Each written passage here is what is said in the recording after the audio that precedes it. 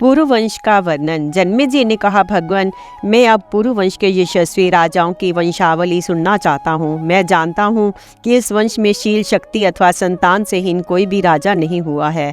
वैशंपायन जी ने कहा, ठीक है, महर्षि द्वैपायन ने मुझे आपके वंश का वर्णन सुनाया है, मैं उसे सुनाता हूँ। दक्ष से अदिति, अदिति से विवस्वान, विवस्वान से मनु, मनु से ईला, ईला से पुर्वा, पुर्वा से आयु, आयु से नहुष और नहुष से याति का जन्म हुआ था। याति की 2 पत्नियां थी, देवयानी और शर्मिष्ठा। देवयानी के 2 पुत्र थे, यदु और तुर्वस। शर्मिष्ठा के 3 पुत्र हुए, दुहम, अनु और पुरु। यदु से यादव हुए, पुरु से पौरव। पुरु की पत्नी का नाम कौशल्या था, उससे जन्मेजय का जन्म हुआ। उसने 3 अश्वमेध और 1 विश्वजित यज्ञ किया था। जन्मेजय की पत्नी थी अनंता, उससे प्रंचीवान हुआ। प्रंचीवान की पत्नी थी अश्मकी, उससे संयाति हुआ। संयाति की वरांगी नामक पत्नी से अहमयाति का जन्म हुआ। अहमयाति की पत्नी भानुमति के गर्भ से सार्वभौम नामक पुत्र का जन्म हुआ। सार्वभौम की पत्नी सुनंदा से जयतसेन की उत्पत्ति हुई।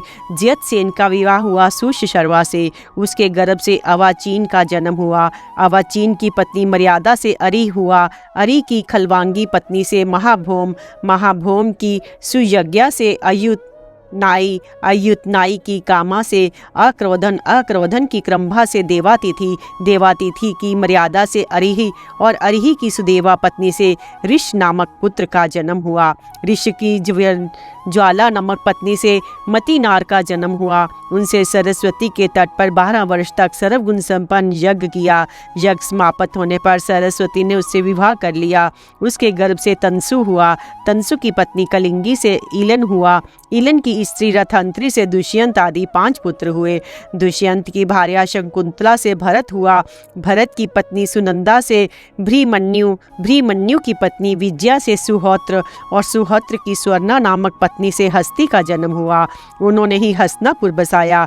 हस्ती की पत्नी यशोधरा के गर्भ से विकुंठन और विकुंठन की सुदेवा से अजमीर, अजमीर की विभिन्न पत्नियों से 124 पुत्र हुए। सभी विभिन्न वंशों के प्रवर्तक हुए। उनमें भरत वंश के प्रवर्तक का नाम था संवरण। संवरण की पत्नी तप्ती के गर्भ से कुरु का जन्म हुआ। कुरु की पत्नी शुभांगी से विदुरथ, विदुरथ की संप्रिया से अनश्वा, अनश्वा की अमृता से परीक्षत, परीक्षत की सुयशा से भीमसेन, भीमसेन की कुमारी श्री प्रतिश्रवा और प्रतिश्रवा के प्रतीप हुए। प्रतीप की पत्नी सुनंदा के गर्भ से 3 पुत्र हुए, देवापी, शांतनु और वाहिक। देवापी बचपन में ही तपस्या करने चले गए। शांतनु राजा हुए। वे जिस बूढ़े को अपने हाथों से छू देते थे वह फिर जवान और सुखी हो जाता था। इसी से उनका नाम शांतनु पड़ा था। शांतनु का विवाह भागीरथी गंगा से हुआ था, जिससे देवव्रत का जन्म हुआ। वे जगत में भीष्म के नाम से प्रसिद्ध है। भीष्म ने अपने पिता की प्रसन्नता के लिए सत्यवती के साथ उनका विवाह करा दिया था। उसके गर्भ से विचित्रवीर्य और चित्रांगद 2 पुत्र हुए। चित्रांगद बचपन में ही गंधर्व के हाथ से युद्ध में मारा गया। विचित्रवीर्य राजा हुआ। उसकी 2 स्त्रियां थी, अंबिका और अंबालिका। वह संतान होने के साथ ही उसकी माता सत्यवती ने सोचा कि अब तो दुष्यंत के वंश का उच्छेद हुआ। उसने व्यास का स्मरण किया और उनके आने पर कहा कि तुम्हारा भाई विचित्रवीर्य बिना संतान के ही मर गया, तुम उसकी वंश रक्षा करो। व्यास जी ने माता की आज्ञा स्वीकार करके अंबिका से धृतराष्ट्र, अंबालिका से पांडु और उनकी दासी से विदुर को उत्पन्न किया। व्यास जी के वरदान से धृतराष्ट्र के 100 पुत्र हुए। उनमें 4 प्रधान थे, दुर्योधन, दुशासन, विकर्ण और चित्रसेन। पांडु की पत्नी कुंती से 3 पुत्र हुए, युधिष्ठिर, भीमसेन और अर्जुन। उनकी दूसरी पत्नी माद्री से 2 पुत्र हुए, नकुल और सहदेव। द्रुपद राज की पुत्री द्रौपदी से पांचों का विवाह हुआ। द्रौपदी के गर्भ से 5 पांडवों के क्रमशः प्रतिविंध्य, सुतसोम, श्रुतकीर्ति, शतानीक और श्रुतकर्मा का जन्म हुआ। युधिष्ठिर की एक और पत्नी थी, उसका नाम था देविका। उसके गर्भ से यौध्य हुआ। भीमसेन ने काशी राज की कन्या बलंधरा से सर्वंग नामक पुत्र उत्पन्न किया। अर्जुन ने भगवान श्री कृष्ण की बहन सुभद्रा से विवाह करके अभिमन्यु नामक पुत्र उत्पन्न किया। वह बड़ा गुणवान और भगवान श्री कृष्णचंद्र का प्रीति पात्र था। नकुल की पत्नी के रेणुमती से निर्मित्र और सहदेव की पत्नी विजया के गर्भ से सुहोत्र का जन्म हुआ। भीमसेन के इनसे पहले हिडम्बा के गर्भ से घटोत्कच नाम का पुत्र पैदा हो चुका था। इस प्रकार पांडवों के 11 पुत्र हुए, परंतु वंश का विस्तार अभिमन्यु से ही हुआ। इनके अतिरिक्त अर्जुन के 2 पुत्र और थे, उलूपी से ईड़ावान और चित्रांगदा से वभ्रुवाहन। वे दोनों अपनी अपनी माता के साथ नाना के घर रहे और उन्हीं के उत्तराधिकारी हुए। अभिमन्यु का विवाह विराट कुमारी उत्तरा के साथ हुआ था। उसके गर्भ से एक मृत बालक का जन्म हुआ जिसे भगवान श्री कृष्ण ने जीवित किया। उसकी मृत्यु अश्वत्थामा के अस्त्र से हुई थी। कुरुवंश के परीक्षीण होने पर उसका जन्म हुआ था, इसलिए वह परीक्षित के नाम से प्रसिद्ध हुआ। परीक्षित की पत्नी मादरवती के पुत्र आप हैं। आपकी बहुष्टमा नाम की पत्नी से 2 पुत्र हुए हैं, शतानीक और शंकुकर्ण। शतानीक के भी 1 पुत्र हो चुका है, अश्वमेघ दत्त। इस प्रकार मैंने आपके प्रश्न के अनुसार पुरुवंश का वर्णन किया। राजऋषि शांतनु का गंगा से विवाह और उनके पुत्र भीष्म का युवराज होना। वैशंपायन जी कहते हैं, जन्मेजय इक्ष्वाकु वंश में महाभीष्म नाम के एक राजा थे। वे बड़े सत्यनिष्ठ एवं सच्चे वीर थे। उन्होंने बड़े बड़े अश्वमेघ और राजसूय यज्ञ करके स्वर्ग प्राप्त किया। एक दिन बहुत से देवता और राजऋषि, जिनमें महाभीष्म भी थे, ब्रह्मा जी की सेवा में उपस्थित थे। उसी समय श्री गंगा जी भी वहां आई। वायु ने उनके श्वेत वस्त्र को शीर पर से कुछ खिसका दिया। तब वहां उपस्थित सभी लोगों ने अपनी आंखें नीची कर ली, परंतु राजऋषि महाभीष्म उन्हें निशंक देखते रहे। तब ब्रह्मा जी ने कहा, महाभीष्म, अब तुम मृत्यु लोक में जाओ। जिस गंगा को तुम देखते रहे हो वह तुम्हारा अप्रिय करेगी। तुम जब उस पर क्रोध करोगे तो वह इस शाप से मुक्त हो जाओगे। महाभीष्म ने ब्रह्मा जी की आज्ञा शिरोधार्य कर ये निश्चय किया कि मैं पूर्ववंशी राजा प्रतीप का पुत्र बनूं। गंगा जी जब वहां से लौटी तब रास्ते में वसुओं से उनकी भेंट हुई। वे भी वशिष्ठ के शाप से श्रीहीन हो रहे थे। उन्हें ये शाप हो चुका था कि तुम लोग मनुष्य योनि में जन्म लो। गंगा जी ने उनसे बातचीत करने के बाद ये स्वीकार कर लिया कि मैं तुम लोगों को अपने गर्भ में धारण करूंगी और तत्काल मनुष्य योनि से मुक्त कर दूंगी। उन 8 वसुओं ने भी अपने अपने अष्टमांश से एक पुत्र मृत्यु लोक में छोड़ देने की प्रतिज्ञा की और ये भी कह दिया कि वह अपुत्र रहेगा। इधर पुरुवंश के राजा प्रतीप अपनी पत्नी के साथ गंगा द्वार पर तपस्या कर रहे थे। एक दिन भगवती गंगा मनोहर मूर्ति धारण करके उनके पास आई। बातचीत होने के बाद ये निश्चय हुआ कि वे राजा प्रतीप के भावी पुत्र की पत्नी बने। गंगा जी ने प्रतीप की बात स्वीकार कर ली और राजा प्रतीप ने अपनी पत्नी के सहित पुत्र प्राप्ति के लिए बड़ी तपस्या की। वृद्धावस्था में उनके यहाँ महाभीष्म ने पुत्र रूप में जन्म लिया। उस समय राजा प्रतीप शांत हो रहे थे अथा उनका वंश शांत हो रहा था। ऐसी अवस्था में संतान होने के कारण उनका नाम शांतनु पड़ा।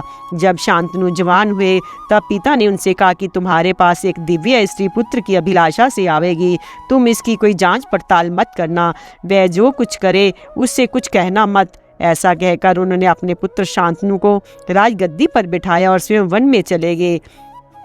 एक बार राजऋषि शांतनु शिकार खेलते खेलते गंगा तट पर जा पहुँचे। उन्होंने वहाँ एक परम सुंदरी स्त्री देखी। वह दूसरी लक्ष्मी के समान जान पड़ती थी। उसकी रूप संपत्ति देखकर शांतनु विस्मित हो गए। सारे शरीर में रोमांच हो आया। इस प्रकार देखने लगे मानो नेत्रों से पी जाएंगे। उस दिव्य स्त्री के मन में भी उसके प्रति प्रेम उमड़ आया। शांतनु ने उसका परिचय पूछते हुए याचना की कि तुम मुझे पति रूप में स्वीकार कर लो। देवी ने कहा, राजन, मुझे आपकी रानी होना स्वीकार है। शर्त ये है कि मैं अच्छा बुरा जो कुछ करूं आप मुझे रोकिएगा नहीं, कुछ कहिएगा भी मत। जब तक आप मेरी ये शर्त पूरी करेंगे तब तक मैं आपके पास रहूंगी। जिस दिन आप मुझे रोकेंगे या कड़ी बात कहेंगे उस दिन मैं आपको छोड़कर चली जाऊंगी। राजा ने उसकी बात स्वीकार कर ली। गंगा देवी को बड़ी प्रसन्नता हुई। राजा ने भी कुछ पूछताछ नहीं की। राजऋषि शांतनु गंगा जी के शील, सदाचार, रूप, सौंदर्य, उदारता आदि सद्गुण और सेवा से बहुत ही आनंदित हुए। वे गंगा देवी के साथ इस प्रकार आसक्त हो गए कि उन्हें बहुत से वर्ष बीत जाने का पता तक नहीं चला। अब तक गंगा जी के गर्भ से 7 पुत्र उत्पन्न हो चुके थे, परंतु ज्यों ही पुत्र होता त्यों ही गंगा जी, मैं तेरी प्रसन्नता का कार्य करती हूँ, ऐसा कहकर उसे गंगा की धारा में डाल देती थी। राजा शांतनु को ये बहुत अप्रिय मालूम हुई, परंतु बात परंतु वे इस भय से कुछ बोलते नहीं कि कहीं ये मुझे छोड़कर चली न जाए। 7 पुत्रों की यही गति हुई। 8वां पुत्र होने पर भी वे हंस रही थी। राजा शांतनु को इससे बड़ा दुख हुआ और उनके मन में ये इच्छा हुई कि वह पुत्र मुझे मिल जाए। उन्होंने कहा, अरे तू कौन, किसकी पुत्री है, इन बच्चों को क्यों मार डालती है? अरे पुत्री धन, ये तो महान पाप है। गंगा देवी ने कहा, ओ पुत्र के इच्छुक, लो मैं तुम्हारे इस लाडले को नहीं मारती। अब शर्त के अनुसार मेरा यहाँ रहना नहीं हो सकता। देखो, मैं जुहू की कन्या गंगा हूँ। बड़े बड़े महर्षि मेरा सेवन करते हैं। देवताओं की कार्य सिद्धि के लिए मैं तुम्हारे पास इतने दिनों तक रही। मेरे ये 8 पुत्र अष्टवसु हैं। वशिष्ठ के शाप से इन्हें मनुष्य योनि में जन्म लेना पड़ा था। उन्हें मनुष्य लोक में तुम्हारे जैसे पिता और मेरी जैसी माँ नहीं मिल सकती थी। वसुओं के पिता होने के कारण तुम्हें अक्षय लोक मिलेंगे। मैंने उन्हें तुरंत मुक्त कर देने की प्रतिज्ञा कर ली थी, इसी से ऐसा किया। अब वे शाप से मुक्त हो गए। मैं जा रही हूँ। ये पुत्र वसुओं का अष्टमांश है, इसकी तुम रक्षा करो। शांतनु ने कहा, वशिष्ठ ऋषि कौन थे? उन्होंने वसुओं को शाप क्यों दिया? इस शिशु ने ऐसा कौन सा कर्म किया जिससे ये मनुष्य लोक में रहेगा? वसुओं ने मनुष्य योनि में जन्म ही क्यों लिया? ये सब बातें मुझे बताओ। गंगा देवी ने कहा, विश्वविख्यात वशिष्ठ मुनि वरुण के पुत्र हैं। मेरू पर्वत के पास ही उनका बड़ा पवित्र, सुंदर और सुखकर आश्रम है। वे वही तपस्या करते हैं। कामधेनु की पुत्री नंदिनी उन्हें यज्ञ का भविष्य देने के लिए वही रहती है। एक बार पृथु आदि वसु अपनी पत्नियों के साथ उस वन में आए। एक वसु पत्नी की दृष्टि समस्त कामनाओं को पूर्ण करने वाली नंदिनी पर पड़ गई। उसने उसे अपने पति ध्यो नामक वसु को दिखाया। वसु ने कहा, प्रिय, ये सर्वोत्तम गौ वशिष्ठ मुनि की है। यदि कोई मनुष्य इसका दूध पी ले तो 10,000 वर्ष तक जीवित और जवान रहता है। वसु पत्नी ने कहा, मैं अपनी सखी के लिए ये गाय चाहती हूँ, तुम इसे हर ले चलो। अपनी पत्नी की बात मानकर ध्यो ने अपने भाइयों को बुलाया और वह गो हर ले गए। वसु को उस समय इस बात का ध्यान ही न रहा कि ऋषि बड़े तपस्वी हैं और वे हमें शाप देकर देव योनि से च्युत कर सकते हैं। जब महर्षि वशिष्ठ फल फूल लेकर अपने आश्रम पर लौटे, तब सारे वन में ढूंढने पर भी उन्हें अपनी स्वत्सा गौ नंदिनी ना मिली। उन्होंने दिव्य दृष्टि से देखकर वसुओं को शाप दिया, वसुओं ने मेरी गाय हर ली है, इसलिए मनुष्य योनि में उनका जन्म होगा। जब परम तपस्वी और प्रभावशाली ब्रह्म ऋषि वशिष्ठ ने वसुओं को शाप दे दिया, उन्हें ये बात मालूम हुई, तब वे उन्हें प्रसन्न करने के लिए नंदिनी सहित उनके आश्रम पर आए। वशिष्ठ ने कहा, और सब तो 1-1 वर्ष में ही मनुष्य योनि से छुटकारा पा जाएंगे, परंतु ये ध्यो नामक वसु अपना कर्म भोगने के लिए बहुत दिन तक मृत्यु लोक में रहेगा। मेरे मुंह से निकली बात कभी झूठी नहीं हो सकती। ये वसु भी मृत्यु लोक में संतान उत्पन्न नहीं करेगा, साथ ही अपने पिता की प्रसन्नता और भलाई के लिए स्त्री समागम का भी त्याग कर देगा। वशिष्ठ की बात सुनकर सब के सब मेरे पास आए और ये प्रार्थना की कि हमें जन्म लेते ही तुम अपने जल में फेंक देना। मैंने स्वीकार कर लिया और वैसा ही किया। ये अंतिम शिशु वही ध्यो नामक वसु है। ये चिरकाल तक मनुष्य लोक में रहेगा। ये कहकर गंगा जी उस कुमार के साथ ही अंतर ध्यान हो गई। जन्मेजय राजा शांतनु बड़े मेधावी, धर्मात्मा और सत्यनिष्ठ थे। बड़े बड़े देव ऋषि और राज ऋषि उनका सत्कार करते थे। इंद्रिया निग्रह, दान, क्षमा, ज्ञान, संकोच, धैर्य और तेज उनमें स्वाभाविक रूप से विद्यमान थे। वे धर्म नीति तथा अर्थ नीति में निपुण थे। वे केवल भरत वंश के ही नहीं, सारी प्रजा के एकमात्र रक्षक थे। उनका चरित्र देखकर सब लोगों ने यही निश्चय किया कि काम और अर्थ से बढ़कर धर्म ही है।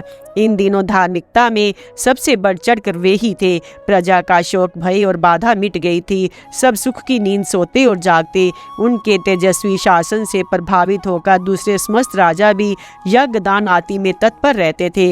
वर्णाश्रम धर्म की उत्तरोत्तर विधि होने लगी। क्षत्रिय ब्राह्मणों की सेवा करते, वैश्य क्षत्रियों के अनुगामी रहते और शुद्ध ब्राह्मण क्षत्रिय तथा वैश्यों की प्रेम से सेवा करते। उनकी राजधानी थी हस्तिनापुर। वहाँ से वे सारी पृथ्वी का शासन करते थे। उनके राजत्व काल में पशु, शूकर, हिरण और पक्षियों तक कोई नहीं मार सकता था। उनके राज्य में ब्राह्मणों की प्रधानता थी और वे स्वयं बड़ी विनय के साथ राग और द्वेष से रहित होकर प्रजा का पालन शासन करते थे। देवता, ऋषि और पितरों के यज्ञ के लिए उद्योग होता रहता था। राजा शांतनु दुखी, अनाथ और पशु पक्षी सभी प्राणियों की रक्षा करते थे। उस समय सबकी वाणी सत्य की आश्रित थी, सबका मन दान के लिए उत्साहित था। 36 वर्ष तक पूर्ण ब्रह्मचर्य का निर्वाह करते हुए राजा ने बनवासी जैसा जीवन व्यतीत किया। एक दिन राजा शांतनु गंगा नदी के तट पर विचर रहे थे। उन्होंने देखा कि गंगा जी में बहुत थोड़ा जल रह गया है। वे बड़े विस्मित और चिंतित हुए कि आज देव नदी गंगा बह क्यों नहीं रही है। आगे बढ़कर उन्होंने खोज की, तब पता चला कि एक बड़ा मनस्वी, सुंदर और विशालकाय कुमार दिव्य अस्त्रों का अभ्यास कर रहा है और उसने अपने बाणों के प्रभाव से गंगा की धारा रोक दी है। ये अलौकिक कर्म देखकर वे अत्यंत विस्मित हो गए। उन्होंने अपने पुत्र को पैदा होने के समय ही देखा था, इसलिए पहचान नहीं सके। उस कुमार ने राजऋषि शांतनु को माया से मोहित कर दिया और स्वयं अंतर ध्यान हो गया। अब राजऋषि शांतनु ने गंगा जी से कहा, उस कुमार को दिखाओ। गंगा जी सुंदर रूप धारण करके अपने पुत्र का दाहिना हाथ पकड़े उनके सामने आई। उनका अनुपम सौंदर्य, दिव्य आभूषण और निर्मल वस्त्र देखकर राजऋषि शांतनु ने उन्हें पहचान न सके। गंगा जी ने कहा, महाराज, ये आपका 8वां पुत्र है जो मुझसे पैदा हुआ था। आप इसे स्वीकार कीजिए और अपनी राजधानी में ले जाइए। इसने वशिष्ठ ऋषि से सांगोपांग वेदों का अध्ययन कर लिया है। अस्त्रों का अभ्यास पूरा हो चुका है। ये श्रेष्ठ धनुर्धर युद्ध में देवराज इंद्र के समान है। देवता और असुर सभी इसका सम्मान करते हैं। दैत्य गुरु शुक्राचार्य और देव गुरु बृहस्पति जो कुछ जानते हैं वह सब इसे मालूम है। स्वयं भगवान परशुराम को जिन शास्त्र अस्त्रों का ज्ञान है उन्हें भी ये जानता है। आप इस धर्मार्थ निपुण धनुर्धर वीर को अपनी राजधानी में ले जाइए, मैं इसे सौंप रही हूँ। राजऋषि शांतनु अपने पुत्र को राजधानी में लाकर बहुत सुखी हुए और शीघ्र ही उसे युवराज पद पर अभिषिक्त कर दिया। गंगा नंदन देवव्रत ने अपने शील और सदाचार से सारे देश को प्रसन्न कर लिया। इस प्रकार बड़े आनंद से 4 वर्ष और बीत गए। भीष्म की दुष्कर प्रतिज्ञा और शांतनु को सत्यवती की प्राप्ति। वैशंपायन जी कहते हैं, जन्मेजय, एक दिन राजऋषि शांतनु यमुना नदी के तट पर वन में विचरण कर रहे थे। उन्होंने वहां बहुत ही उत्तम सुगंध मालूम हुई, परंतु ये मालूम नहीं होता था कि वह कहाँ से आ रही है।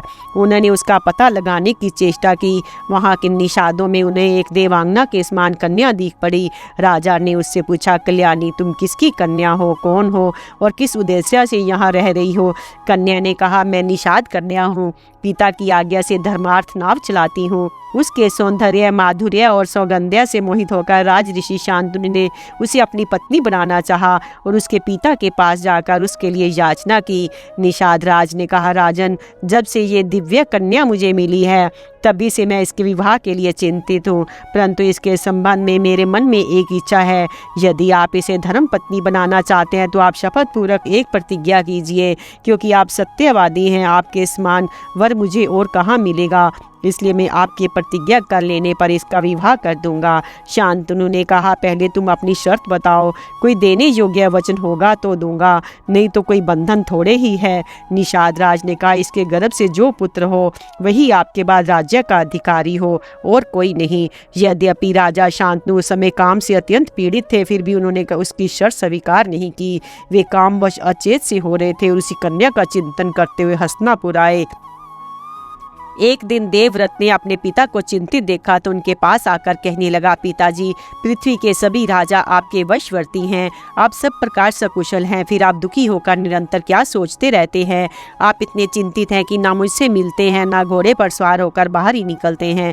आपका चेहरा फीका और पीला पड़ गया है, आप दुबले हो गए हैं। कृपा करके अपना रोग बताइए, मैं उसका प्रतिकार करूँगा। शांतनु ने कहा, बेटा, सचमुच मैं चिंतित हूँ। हमारे इस महान कुल में एकमात्र तुम ही वंशधर हो, सो सर्वदा सशस्त्र रहकर वीरता के कार्य में तत्पर रहते हो। जगत में निरंतर ही लोग मरते मिटते रहते हैं, ये देखकर मैं बहुत ही चिंतित रहता हूँ। भगवान ना करे ऐसा हो, परंतु यदि तुम पर विपत्ति आई तो हमारे वंश का नाश हो जाएगा। अवश्य ही अकेले तुम सैकड़ों पुत्रों से श्रेष्ठ हो और मैं व्यर्थ में बहुत से विवाह भी नहीं करना चाहता, फिर भी वंश परंपरा की रक्षा के लिए तो चिंता है ही।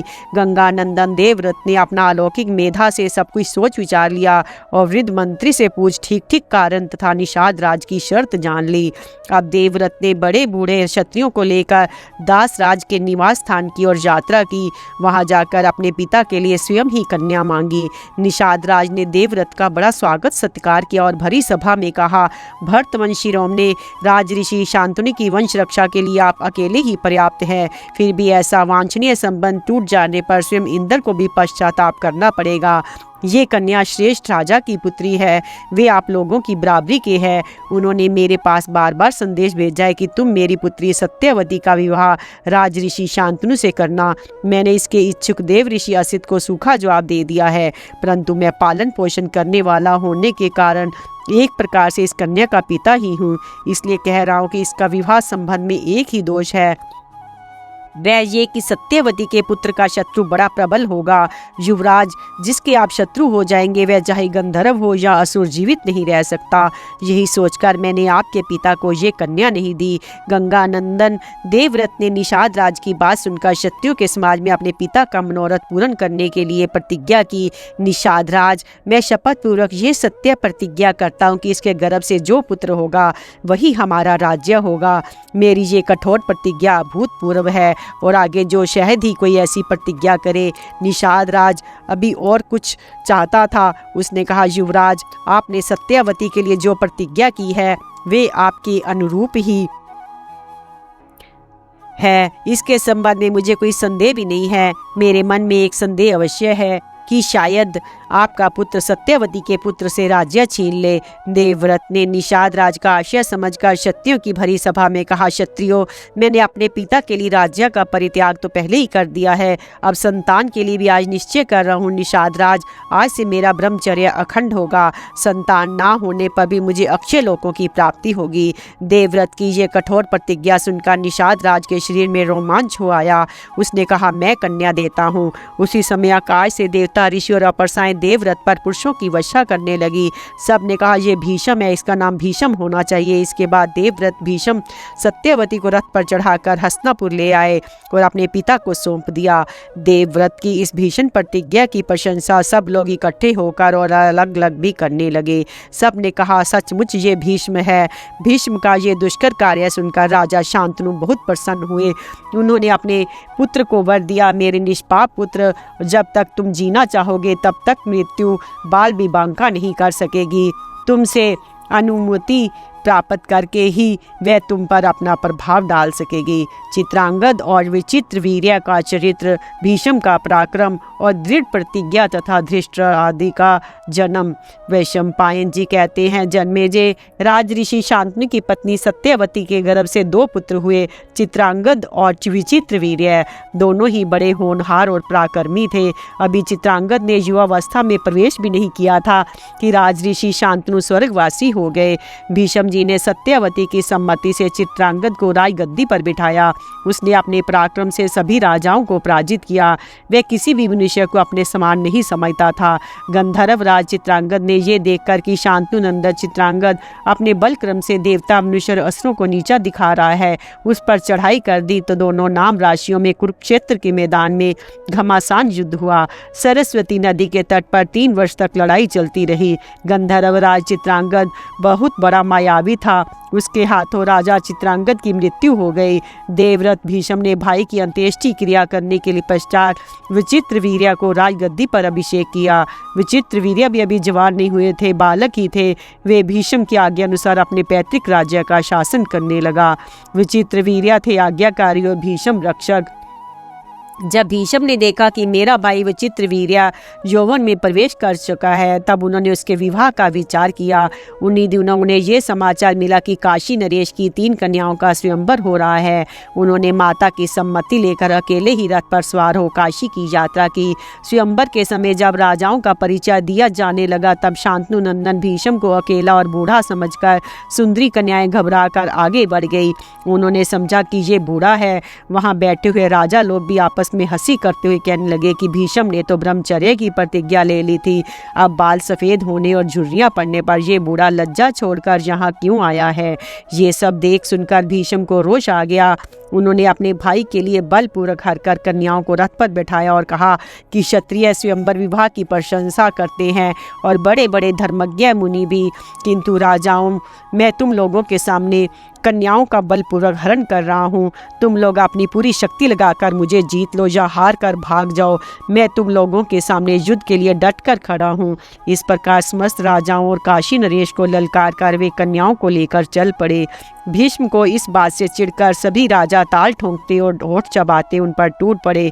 बड़ा रोमांचकारी युद्ध हुआ। सब ने भीष्म पर एक साथ ही 10,000 बाण चलाए, परंतु उन्होंने अकेले ही सबको काट डाला।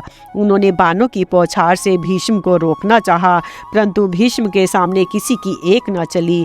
वह भयंकर युद्ध देवासुर संग्राम जैसा था। भीष्म ने उस युद्ध स्थली में सहस्त्रों दुष्ट बाण, ध्वजा, कवच और सिर काट डाले। भीष्म का अलौकिक और अपूर्व हस्त लाघव तथा शक्ति देखकर शत्रु पक्ष के होने पर भी सब उनकी प्रशंसा करने लगे। भीष्म विजयी होकर कन्याओं के साथ हस्तिनापुर लौट आए। वहां उन्होंने तीनों कन्याएं विचित्रवीर्या को समर्पित कर दी और विवाह का आयोजन किया। तब काशी नरेश की बड़ी कन्या अम्बा ने भीष्म से कहा, भीष्म, मैं पहले मन ही मन राजा शाल्व को पति मान चुकी हूँ। इसमें मेरे पिता की भी सम्मति थी। मैं स्वयंवर में ही उन्हें ही चुनती। आप तो बड़े धर्मज्ञ हैं, मेरी ये बात जानकर आप धर्मानुसार आचरण करें। भीष्म ने ब्राह्मणों के साथ विचार करके अम्बा को उसकी इच्छा अनुसार जाने की अनुमति दे दी। शेष 2 कन्याएं अंबिका और अंबालिका को विचित्रवीर्या के साथ विवाह दिया। विवाह के बाद विचित्रवीर्या यौवन के उन्माद में उन्मत्त होकर कामासक्त हो गया। उसकी दोनों पत्नियां भी प्रेम से सेवा करने लगी। 7 वर्ष तक विषय सेवन करते रहने के कारण भरी जवानी में विचित्रवीर्या को क्षय हो गया और बहुत चिकित्सा करने पर भी वह चल बसा। इससे धर्मात्मा भीष्म के मन पर बड़ी ठेस लगी, परंतु उन्होंने धीरज धरकर ब्राह्मणों की सलाह से विचित्रवीर्या का उत्तर क्रिया संपन्न की। कुछ दिनों के बाद वंश रक्षा के विचार से सत्यवती ने भीष्म को बुलाकर कहा, बेटा भीष्म, अब धर्मपरायण पिता के पिंडदान, सुजश और वंश रक्षा का भार तुम पर ही है। मैं तुम पर पूरा विश्वास करके एक काम में नियुक्त करती हूँ, तुम उसे पूरा करो। देखो, तुम्हारा भाई विचित्रवीर्या इस लोक में कोई संतान छोड़े बिना ही परलोकवासी हो गया है। तुम काशी नरेश की पुत्री कामनी कन्याओं के द्वारा संतान उत्पन्न करके वंश की रक्षा करो। मेरी आज्ञा मानकर तुम्हें ये काम करना चाहिए। तुम स्वयं राज सिंहासन पर बैठे हो और प्रजा का पालन करो। केवल माता सत्यवती ने ही नहीं, सभी सगे संबंधियों ने भी ऐसी प्रेरणा की। उस समय देवव्रत भीष्म ने कहा कि माता, आपकी बात ठीक है, परंतु आप जानती हैं मैंने आपके विवाह के समय क्या प्रतिज्ञा कर रखी है। मैं पुनः प्रतिज्ञा करता हूँ कि मैं त्रिलोकी का राज्य, ब्रह्मा का पद और इन दोनों से अधिक मोक्ष का भी परित्याग कर दूंगा, परंतु सत्य नहीं छोड़ूंगा। भूमि गंध छोड़ दे, जल बरसना छोड़ दे, तेज रूप छोड़ दे, वायु स्पर्श छोड़ दे, सूर्य प्रकाश छोड़ दे, अग्नि उष्णता छोड़ दे, आकाश शब्द छोड़ दे, चंद्रमा शीतलता छोड़ दे, इंद्र भी अपना बल विक्रम त्याग दे, और तो क्या स्वयं धर्मराज भले ही अपना धर्म छोड़ दे, परंतु मैं अपनी सत्य प्रतिज्ञा छोड़ने का संकल्प भी नहीं कर सकता। भीष्म की भीषण प्रतिज्ञा की पुनरावृत्ति सुनकर सत्यवर्ती ने फिर उनसे सलाह की और निश्चय अनुसार व्यास का स्मरण किया। व्यास ने उपस्थित होकर कहा, माता, मैं आपकी क्या सेवा करूं? सत्यवती ने कहा, बेटा, तुम्हारा भाई विचित्रवीर्या निसंतान ही मर गया है, तुम उसके क्षेत्र में पुत्र उत्पन्न करो। व्यास जी ने स्वीकार करके अंबिका से धृतराष्ट्र और अंबालिका से पांडु को उत्पन्न किया। जब अपनी माता के दोष के कारण धृतराष्ट्र अंधे और पांडु पीले हो गए, तब अंबिका की प्रेरणा से उसकी दासी ने व्यास जी के द्वारा ही विदुर को उत्पन्न किया। महात्मा मांडव्य के शाप से धर्मराज ही विदुर के रूप में अवतीर्ण हुए थे। मांडव्य ऋषि की कथा। जन्मेजय ने पूछा, भगवान, धर्मराज ने ऐसा कौन सा कर्म किया था जिसके कारण उन्हें ब्रह्म ऋषि ने शाप दिया और वे शूद्र योनि में पैदा हुए? वैशंपायन जी ने कहा, जन्मेजय, बहुत दिनों की बात है। मांडव्य नाम के एक यशस्वी ब्राह्मण थे। वे बड़े धैर्यवान, धर्मज्ञ, तपस्वी एवं सत्यनिष्ठ थे। वे अपने आश्रम के दरवाजे पर वृक्ष के नीचे हाथ ऊपर उठाकर तपस्या करते थे। उन्होंने मौन का नियम ले रखा था। बहुत दिनों के बाद कुछ लुटेरे लूट का माल लेकर वहां आए। बहुत से सिपाही उनका पीछा कर रहे थे, इसलिए उन्होंने मांडव्य के आश्रम में लूट का सारा धन रख दिया और वहीं छिप गए। सिपाहियों ने आकर मांडव्य से पूछा, लुटेरे किधर से भगे? शीघ्र बताइए, हम उनका पीछा करें। मांडव्य ने उनका कुछ भी उत्तर नहीं दिया। राज कर्मचारियों ने उनके आश्रम की तलाशी ली। उसमें धन और चोर दोनों मिल गए। सिपाहियों ने मांडव्य मुनि और लुटेरों को पकड़कर राजा के सामने उपस्थित किया। राजा ने विचार करके सबको शूली पर चढ़ाने का दंड दिया। मांडव्य मुनि शूली पर चढ़ा दिए गए। बहुत दिन बीत जाने पर भी बिना कुछ खाए पिए वे शूली पर बैठे रहे। उनकी मृत्यु नहीं हुई। उन्होंने अपने प्राण छोड़े ही नहीं। वही बहुत से ऋषियों को निमंत्रित किया। ऋषियों ने रात्रि के समय पक्षियों के रूप में आकर दुख प्रकट किया और पूछा कि आपने क्या अपराध किया था। मांडव्य ने कहा, मैं किसे दोषी बनाऊं, ये मेरे ही अपराध का फल है। पहरेदारों ने देखा कि ऋषि को शूली पर चढ़ाए बहुत दिन हो गए, परंतु ये मरे नहीं। उन्होंने जाकर अपने राजा से निवेदन किया। राजा ने मांडव्य मुनि के पास आकर प्रार्थना की कि मैंने अज्ञानवश आपका बड़ा अपराध किया, आप मुझे क्षमा कीजिए, मुझ पर प्रसन्न होइए। मांडव्य ने राजा पर कृपा की, उन्हें क्षमा कर दिया। वे शूली पर से उतारे गए। जब बहुत उपाय करने पर भी शूल उनके शरीर से नहीं निकल सका, तब वे काट दिया गया। गड़े हुए शूल के साथ ही उन्होंने तपस्या की और दुर्लभ लोक प्राप्त किए। तब से उनका नाम मांडव्य पड़ गया। महर्षि मांडव्य ने धर्मराज की सभा में जाकर पूछा कि मैंने अनजान में ऐसा कौन सा पाप किया था जिसका ये फल मिला, जल्दी बतलाओ, नहीं तो मेरी तपस्या का बल देखो। धर्मराज ने कहा, आप एक छोटे से पतंगे की पूंछ में सींग गड़ा दी थी, उसी का ये फल है। जैसे थोड़े से दान का अनेक गुना फल मिलता है, वैसे ही थोड़े से अधर्म का कई गुना फल मिलता है। अनि मांडव्य ने पूछा, ऐसा मैंने कब किया था? धर्मराज ने कहा, बचपन में। इस पर अनि मांडव्य बोले, बालक 12 वर्ष की अवस्था तक जो कुछ करता है उससे उसे अधर्म नहीं होता, क्योंकि उसे धर्म अधर्म का ज्ञान नहीं रहता। तुमने छोटे अपराध का बड़ा दंड दिया। तुम्हें मालूम होना चाहिए कि समस्त प्राणियों के वध की अपेक्षा ब्राह्मण का वध बड़ा है, इसलिए तुम्हें शूद्र योनि में जन्म लेकर मनुष्य बनना पड़ेगा। आज मैं संसार में कर्म फल की मर्यादा स्थापित करता हूँ। 14 वर्ष की अवस्था तक किए कर्मों को पाप नहीं लगेगा, उसके बाद किए कर्मों का फल अवश्य मिलेगा। इसी अपराध के कारण मांडव्य ने शाप दिया और धर्मराज शूद्र योनि में विदुर के रूप में उत्पन्न हुए। वे धर्मशास्त्र और अर्थशास्त्र में बड़े निपुण थे। क्रोध और लोभ तो उन्हें छू तक नहीं गया था। वे बड़े दूरदर्शी, शांति के पक्षपाती और समस्त कुरुष वंश के हितैषी थे। धृतराष्ट्र आदि का विवाह और पांडु का दिग्विजय।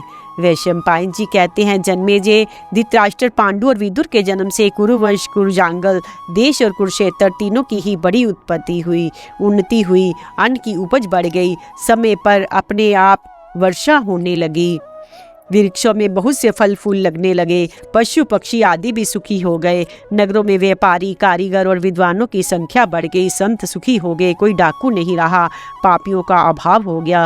न केवल राजधानी में, सारे देश में ही सतयुग का सा समय हो गया। ना कोई कंजूस था, ना विधवा स्त्रियां। ब्राह्मणों के घर में सदा उत्सव होते रहते। भीष्म बड़ी लगन से धर्म की रक्षा करते थे।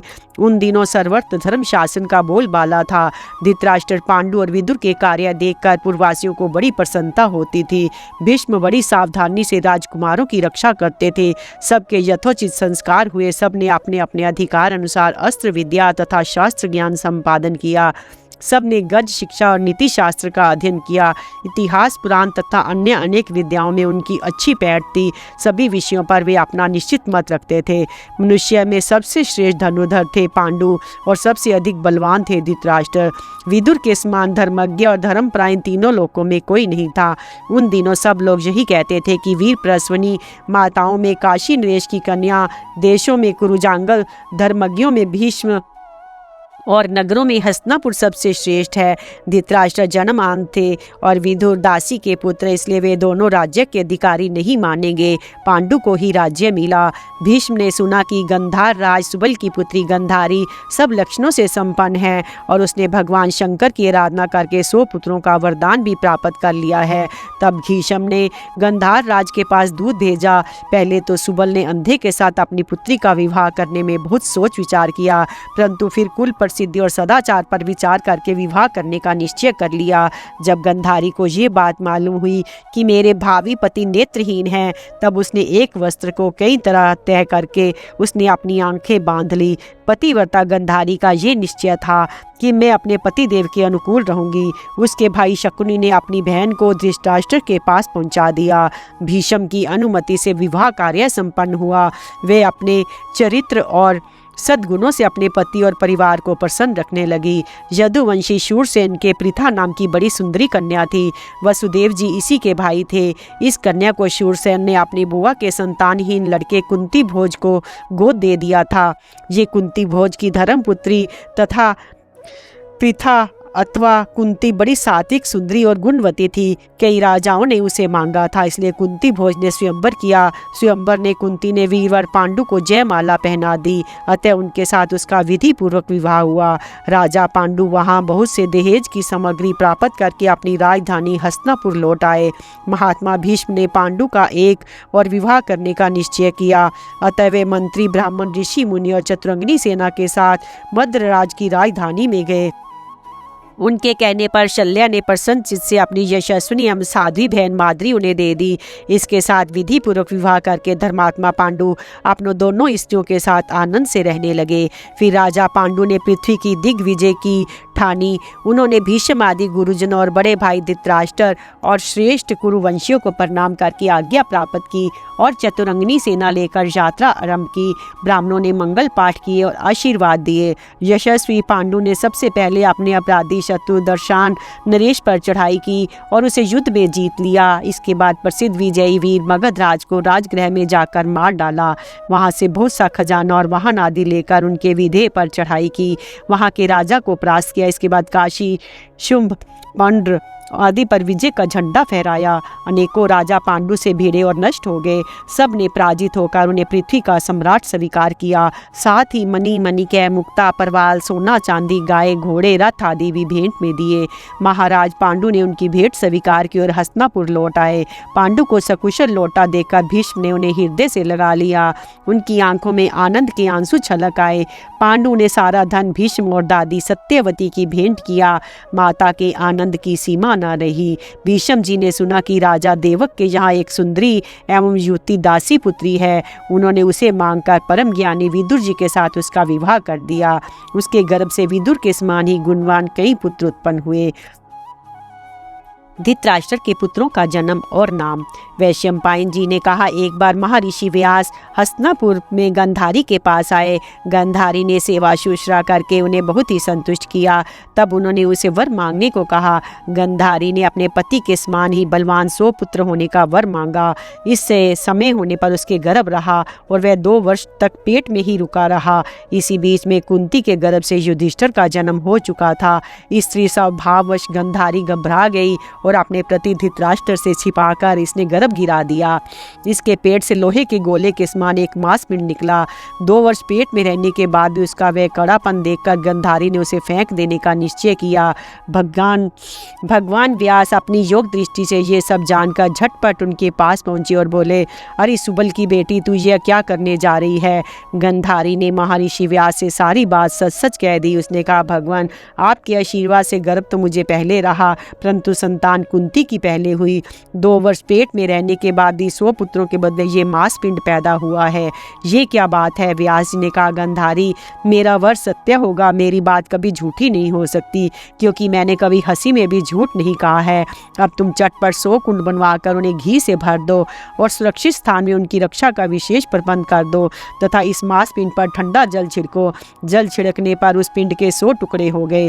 प्रत्येक टुकड़ा अंगूठे के पोए के बराबर था। उनमें एक टुकड़ा 100 से अधिक भी था। व्यास जी की आज्ञा अनुसार जब सब टुकड़े कुंडों में रख दिए गए, तब उन्हें कहा, इन 2 वर्षों के बाद खोलना। इतना कहकर वे तपस्या करने के लिए हिमालय पर चले गए।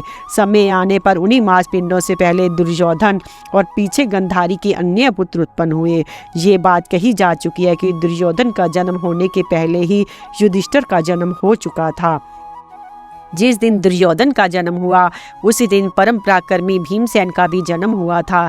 दुर्योधन जन्मते ही गधे की भांति रेंगने लगा। उसका शब्द सुनकर गधे, गीदड़, गीद और कौवे भी चिल्लाने लगे। आंधी चलने लगी, कई स्थानों में आग लग गई। इन उपद्रवों से भयभीत होकर धृतराष्ट्र ने ब्राह्मण, भीष्म, विदुर आदि सगे संबंधियों तथा कुरुकुल के श्रेष्ठ पुरुषों को बुलवाया और कहा कि हमारे वंश में पांडु नंदन युधिष्ठिर ज्येष्ठ राजकुमार हैं, उन्हें तो उनके गुणों के कारण ही राज्य मिलेगा। इस संबंध में मुझे कुछ नहीं कहना है। युधिष्ठिर के बाद मेरे इस पुत्र को राज्य मिलेगा या नहीं, ये बात आप लोग बताइए। अभी उनकी बात पूरी भी नहीं हो पाई थी कि मांस भोजी जंतु, गीदड़ आदि चिल्लाने लगे।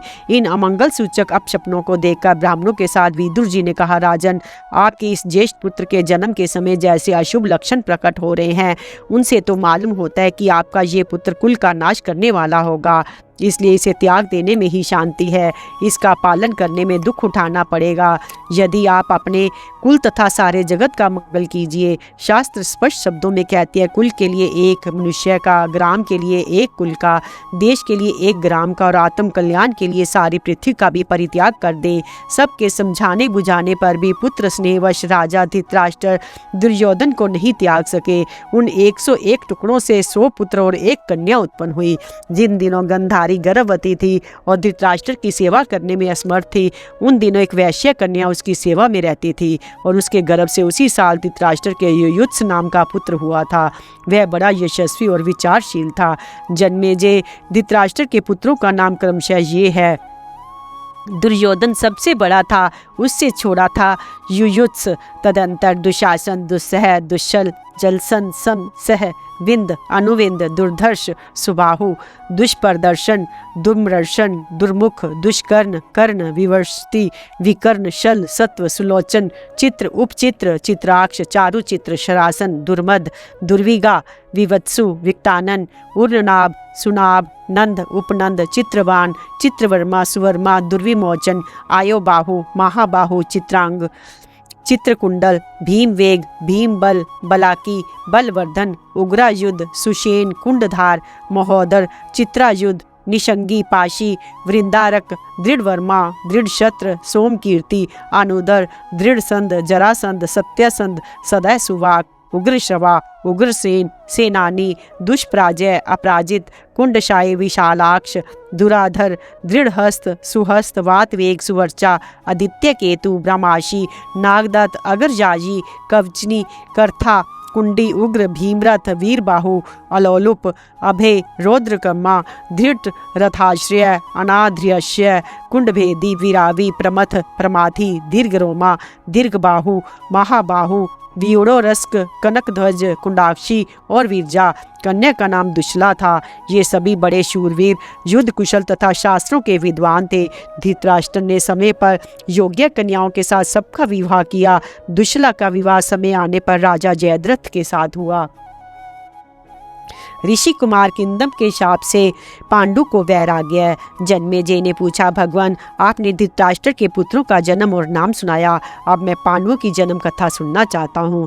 वैशंपायन जी ने कहा, जन्मेजय, राजा पांडु एक वन में विचर रहे थे। वह हिंसक पशुओं से पूर्ण और बड़ा भयंकर था। घूमते घूमते उन्होंने देखा कि एक युद्धपति मृग अपनी पत्नी मृगी के साथ मैथुन कर रहा है। पांडु ने साध कर 5 बाण मारे, वे दोनों घायल हो गए। तब मृग ने कहा, राजन, अत्यंत कामी, क्रोधी, बुद्धिहीन और पापी मनुष्य भी ऐसा क्रूर कर्म नहीं करते। आपके लिए तो उचित ये है कि पापी और क्रूर कर्मा मनुष्य को दंड दे। मुझ निरपराध को मारकर आपने क्या लाभ उठाया? मैं किंदम नाम का तपस्वी मुनि हूँ। मनुष्य रहकर ये काम करने में मुझे लज्जा मालूम हुई, इसलिए मृग बनकर अपनी मृगी के साथ मैं विहार कर रहा था।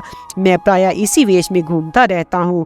मुझे मारने से आपको ब्रह्म हत्या तो नहीं लगेगी, क्योंकि आप ये बात जानते नहीं थे, परंतु आपने मुझ जैसी अवस्था में मारा है, वह सर्वथा मारने के अनुपयुक्त थी। इसलिए यदि कभी आप अपनी पत्नी के साथ सहवास करेंगे तो उसी अवस्था में आपकी मृत्यु होगी और वह पत्नी आपके साथ सती हो जाएगी। ये कहकर किंदम ने अपने प्राण छोड़ दिए। मृग रूपधारी किंदम मुनि की मृत्यु से सपत्नीक पांडु को वैसा ही दुख हुआ जैसे किसी सगे संबंधी की मृत्यु से होता है। पांडु आतुर होकर मन ही मन कहने लगे, बड़े बड़े कुलीन भी अपने अंतःकरण पर वश न होने का कारण काम के फंदे में फंस जाते हैं और अपने ही हाथों अपनी दुर्गति करते हैं। मैंने सुना है कि धर्मात्मा शांतनु के पुत्र मेरे पिता विचित्र वीर्य भी काम वासना के कारण बचपन में ही मर गए थे। मैं उन्हीं का पुत्र हूँ। हाय हाय, मैं कुलीन और विचारशील हूँ, फिर भी मेरी बुद्धि नीच हो गई। अब मैं इस बंधन का त्याग करके मोक्ष का ही निश्चय करूँगा और अपने पिता महर्षि व्यास के समान अपना जीवन निर्वाह करूँगा। अब मैं निस्संदेह घोर तपस्या करूँगा। एक एक वृक्ष के नीचे एक एक दिन अकेला ही रहूँगा और मौनी सन्यासी होकर इस आश्रम में भिक्षा मांगूंगा।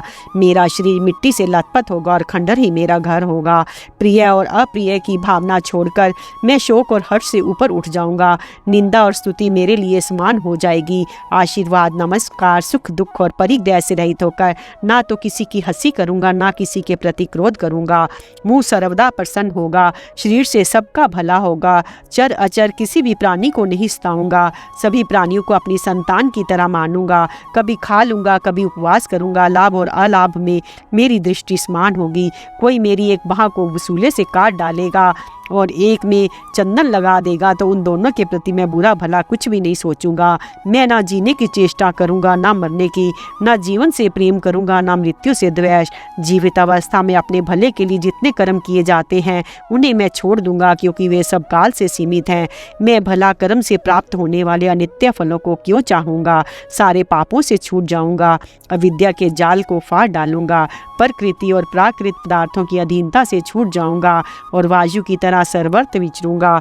जो मनुष्य सत्कार या तिरस्कार से प्रभावित होकर कामनाएं करने लगता है और उन्हीं के अनुसार चेष्टा करता है, वह तो कुत्तों के मार्ग पर चल रहा है। इस प्रकार सोच विचार कर पांडु ने लंबी सांस लेते हुए कुंती और माद्री से कहा कि तुम लोग राजधानी में जाओ। वहाँ हमारी माता विदुर, धृतराष्ट्र, दादी सत्यवती, भीष्म, राजपुरोहित, ब्राह्मण, महात्मा, सगे संबंधी, पुरवासी और मेरे आश्रित सबको प्रसन्न करके कहना कि पांडु ने संन्यास ले लिया। कुंती और माद्री ने अपने पति की बात सुनकर उनके वनवास का निश्चय जानकर कहा, आर्य पुत्र, संन्यास आश्रम के अतिरिक्त और भी तो ऐसे आश्रम हैं जिनमें हम लोग आपके साथ महान तपस्या कर सकते हैं। स्वर्ग में हम भी आपके साथ चलेंगी, वहाँ भी आप ही हमारे पति होंगे। हम दोनों अपनी इंद्रियों को वश में करके कामजन्य सुख को तिलांजलि देकर स्वर्ग में भी आपको प्राप्त करने के लिए आपके साथ महान तपस्या करेंगी। महाराज, यदि आप हमें छोड़ जाएंगे तो हम अवश्य ही अपने प्राण त्याग देंगी, इसमें कोई संदेह नहीं है। अपनी पत्नियों का दृढ़ निश्चय देखकर पांडु ने कहा, यदि तुम दोनों ने धर्म के अनुसार ऐसा ही करने का निश्चय किया है तो अच्छी बात है। मैं संन्यास ना लेकर वानप्रस्थ आश्रम में ही रहूँगा। विशेष सुख और कामोतेज के भोजन का परित्याग करके फल फूल खाऊंगा, वल्कल पहनूंगा और घोर तपस्या करता इस महान वन में विचरूंगा। दोनों समय स्नान, संध्या और अग्निहोत्र करूंगा। मृग चर्म और जटा धारण करूंगा। गर्मी, ठंडक और आंधी सहूंगा। भूख प्यास का ध्यान नहीं रखूंगा। दुष्चर तपस्या से शरीर को सुखा डालूंगा। एकांत में रहकर परमात्मा का चिंतन करूंगा। कुछ भी कच्चा पक्का खा लूंगा। फल फूल, जल और वाणी से पितरों को तथा देवताओं को संतुष्ट कर लूंगा। महात्माओं के दर्शन करूंगा। किसी वनवासी का अप्रिय नहीं करूंगा। ग्रामवासियों ने तो मेरा संबंध ही क्या है। इस प्रकार मैं वानप्रस्थ आश्रम की कठोर से कठोर विधियों को मृत्यु पर्यंत पालन करूंगा। अपनी पत्नियों से इस प्रकार पांडु ने कहा, मणिहार, बाजूबंद, कुंडल और बहुमूल्य वस्त्र एवं स्त्रियों के अच्छे अच्छे गहने उतार कर ब्राह्मणों को दे दिए और बोले, ब्राह्मणों, आप लोग हस्तिनापुर में जाकर कह देगी पांडु अर्थ, काम और विषय सुख छोड़कर अपनी पत्नियों के साथ वनवासी हो गए हैं। उनकी कर्णोत्पादक वाणी सुनकर सभी सेवक हाय हाय करने लगे। उनके नेत्रों से गरम गरम आंसू बहने लगे। वे सारा धन लेकर बड़े कष्ट से हस्तिनापुर आए और पांडु की अनुपस्थिति में राजकाज करने वाले धृतराष्ट्र को सब दे दिया और सारा समाचार सुनाया। अपने भाई का समाचार सुनकर धृतराष्ट्र को बड़ा दुख हुआ। उन्हें सोने, बैठने और खाने पीने में कहीं भी रुचि न रही। वे अपने भाई की चिंता में ही मगन रहने लगे। उधर पांडु अपनी पत्नियों के साथ एक से दूसरे पर्वत होते गंधमादन पर पहुंचे।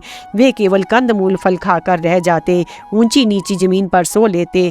बड़े बड़े ऋषि और सिद्ध उनका ध्यान रखते। इंद्रधूमन सरोवर के आगे हंसकुट शिखर का उल्लंघन करके वे शतशृंग पर्वत पर पहुंचे और तपस्या करने लगे। वहाँ सिद्ध चारण आदि सभी उनसे बड़ा प्रेम करते। महात्मा पांडु सबकी सेवा करते, मन और इंद्रियों को वश में रखते, कभी घमंड नहीं करते। वहाँ कोई ऋषि पांडु को अपना भाई मानते तो तो कोई सखा और कोई उन्हें अपने पुत्र मानकर उनकी रक्षा दीक्षा का ध्यान रखते। इस प्रकार पांडु की तपस्या चलने लगी। पांडवों की उत्पत्ति और पांडु का परलोक गमन। वैशंपायन जी कहते हैं, जन्मेजय अमावस्या तिथि थी। बड़े बड़े ऋषि महर्षि ब्रह्मा जी के दर्शन के लिए ब्रह्मलोक की यात्रा कर रहे थे। पांडु ने उन लोगों से पूछा कि आप कहाँ जा रहे हैं। उनका ब्रह्मा जी के दर्शनों के लिए ब्रह्मलोक जाने का विचार जानकर अपनी पत्नियों के साथ उनके पीछे चल पड़े। ऋषियों ने कहा, राजन, मार्ग में बहुत से दुर्गम स्थान हैं, विमानों की भीड़ से ठसाठस भरी अपर्साओं की क्रीड़ा भूमि है, ऊंचे नीचे उद्यान हैं, नदियों के कगार हैं, बड़े भयंकर पर्वत और गुफाएं हैं, वहाँ बर्फ ही बर्फ है, वृक्ष नहीं है, हिरण और पक्षी नहीं दिख पड़ते, पक्षी भी वहाँ नहीं उड़ सकते, केवल वायु जाता है और सिद्ध ऋषि महर्षि जाते हैं। ऐसे दुर्गम मार्ग से राजकुमारी कुंती और माद्री कैसे चल सकेंगी। आप अपनी पतियों के साथ ये यात्रा स्थगित कर दीजिए। पांडु ने कहा, मैं समझता हूँ कि संतानहीन के लिए स्वर्ग का द्वार बंद है। ये बात सोचकर मेरा हृदय जल रहा है। मनुष्य 4 ऋण लेकर जन्म लेता है, पितृ ऋण, देव ऋण, ऋषि ऋण और मनुष्य ऋण। यज्ञ से देवता, स्वाध्याय और तपस्या से ऋषि पुत्र तथा श्राद्ध से पितृ एवं परोपकार से मनुष्य का ऋण उतरता है। मैं और सब ऋणों से तो मुक्त हो गया हूँ, परंतु पितरों का ऋण मेरे सिर पर है। मुझे यही अभिलाषा है कि मेरी पत्नी के पेट से पुत्रों का जन्म हो। ऋषियों ने कहा, धर्मात्मन, हम दिव्य दृष्टि से देख रहे हैं कि आपके देवताओं के समान पुत्र होंगे। आप अपने इस देवदत्त अधिकार का उपभोग करने के लिए उद्योग कीजिए, आपका मनोरथ सफल होगा। पांडु ऋषियों की बात सुनकर चिंतित हो गए। वे जानते थे कि किंदम ऋषि के शाप के कारण मैं स्त्री सहवास नहीं कर सकता। अब महर्षिगण वहां से चले गए थे। एक दिन पांडु ने अपनी यशस्वी धर्म पत्नी कुंती से कहा, प्रिय, तुम पुत्र उत्पत्ति के लिए प्रयत्न करो। कुंती ने कहा, आर्यपुत्र, जब मैं छोटी थी तब पिता ने मुझे अतिथियों के स्वागत सत्कार का काम सौंप रखा था। मैंने उस समय दुर्वासा नाम के ऋषि की सेवा से प्रसन्न किया। उन्होंने मुझे एक मंत्र बतलाकर वर दिया कि तुम इस मंत्र से जिस देवता का आवाहन करोगी वह चाहे अथवा ना चाहे तुम्हारे अधीन हो जाएगा। आपकी आज्ञा होने पर मैं जिस देवता का आवाहन करूंगी उसी से मुझे संतान होगी। कहिए किस देवता का आवाहन करूं? पांडु ने कहा, आज तुम विधि पूर्वक धर्मराज का आवाहन करो। वे त्रिलोकी में श्रेष्ठ पुण्य आत्मा हैं। उनसे जो संतान होगी वह निस्संदेह धार्मिक होगी। उनके द्वारा प्राप्त पुत्र का मन अधर्म की ओर कभी नहीं जाएगा। तब कुंती ने धर्मराज का आवाहन किया और उनकी पूजा करके वह मंत्र जपने लगी। उसके प्रभाव से धर्मराज सूर्य के समान चमकीले विमान पर बैठकर कुंती के पास आए और मुस्कुरा कर बोले, कुंती, बता मैं तुझे क्या वर दूं? कुंती ने भी मुस्कुराकर कहा, मुझे पुत्र दीजिए। तदंतर योग मूर्तिधारी धर्मराज के संयोग से कुंती को गर्भ रहा और समय आने पर पुत्र उत्पन्न हुआ। उसके जन्म के समय शुक्ल पक्ष पंचमी तिथि, ज्येष्ठा नक्षत्र और अभिजीत मुहूर्त था। सूर्य था तुला राशि पर। जन्म होते ही आकाशवाणी ने कहा, ये बालक धर्मात्मा मनुष्यों में श्रेष्ठ होगा। ये सत्यवादी एवं सच्चा वीर तो होगा ही, सारी पृथ्वी का शासन भी करेगा। पांडु के इस प्रथम पुत्र का नाम होगा युधिष्ठिर। ये तीनों लोकों में बड़ा यशस्वी होगा। कुछ दिनों के बाद राजा पांडु ने कुंती से फिर कहा, प्रिय, क्षत्रिय जात बल प्रधान है, इसलिए ऐसा पुत्र उत्पन्न करो जो बलवान हो। तब पति की आज्ञा पाकर कुंती ने वायु का आवाहन किया। महाबली वायुदेव हरिण पर सवार होकर आए। कुंती की प्रार्थना से उनके द्वारा भयंकर पराक्रमी एवं अतिशय बलशाली भीमसेन का जन्म हुआ। उस समय भी आकाशवाणी हुई कि यह पुत्र बलवानों में शिरोमणि होगा। जन्मेजय भीमसेन के पैदा होते ही एक बड़ी विचित्र घटना घटी। भीमसेन ने अपनी माता की गोद में सो रहे थे। इतने में वहाँ एक बाघ आया। उससे डरकर कुंती भाग निकली। उन्हें भीमसेन की याद न रही। भीमसेन माता की गोद से एक चट्टान पर गिरे। वह चूर चूर हो गई। चट्टान के सैकड़ों टुकड़े देखकर राजा पांडु चकित हो गए। जिस दिन भीमसेन का जन्म हुआ उसी दिन दुर्योधन का भी जन्म हुआ था। अब पांडु को ये चिंता हुई कि मुझे एक ऐसा पुत्र हो जाता जो संसार में सर्वश्रेष्ठ माना जाता। देवताओं में सबसे श्रेष्ठ इंद्र ही हैं। यदि वे किसी प्रकार संतुष्ट हो जाएं तो मुझे सर्वश्रेष्ठ पुत्र का दान कर सकते हैं। ऐसा विचार कर उन्होंने कुंती को 1 वर्ष तक व्रत करने की आज्ञा दी और वे स्वयं सूर्य के समान एक पैर से खड़े होकर बड़ी एकाग्रता के साथ उग्र तप करने लगे।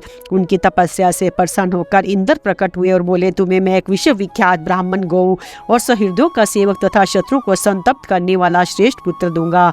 इसके बाद पांडु ने कुंती से कहा, प्रिय, मैंने देवराज इंद्र से वर प्राप्त कर लिया है।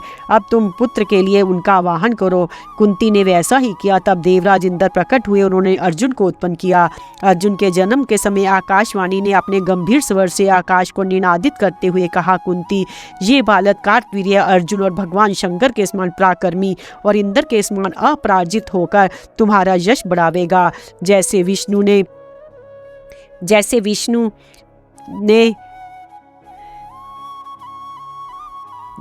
ने अपनी माता अदिति को प्रसन्न किया था, वैसे ही ये तुम्हें प्रसन्न करेगा। ये बहुत से सामंतों और राजाओं पर विजय प्राप्त करके 3 अश्वमेघ यज्ञ करेगा। स्वयं भगवान रुद्र भी इसके पराक्रम से प्रसन्न होकर इसे अस्त्र दान करेंगे। ये इंद्र की आज्ञा से निवात कवच नामक अस्त्रों को मारेगा, सारे दिव्य अस्त्र शस्त्रों को प्राप्त करेगा। ये आकाशवाणी केवल कुंती ने ही नहीं, आश्रम वासियों समस्त प्राणियों ने सुनी। इससे ऋषि मुनि देवता और समस्त प्राणी बहुत प्रसन्न हुए। आकाश में धुंध भी बजने लगी, पुष्प वर्षा होने लगी। इंद्र आदि देवगण, सप्तऋषि, प्रजापति, गंधर्व, अप्सरा आदि दिव्य वस्त्र भूषणों से सुसज्जित होकर अर्जुन के जन्म का आनंदोत्सव मनाने लगे।